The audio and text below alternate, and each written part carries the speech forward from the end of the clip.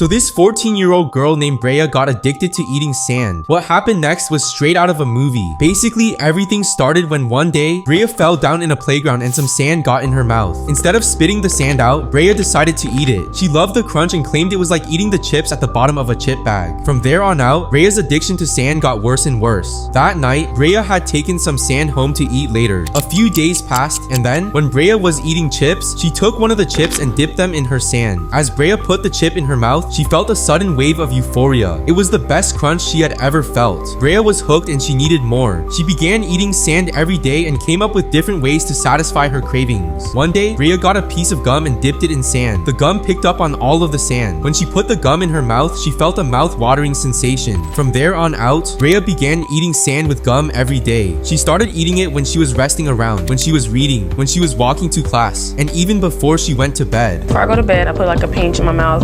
When I wake up in the morning, there's still pieces like in my teeth. It's like leftovers.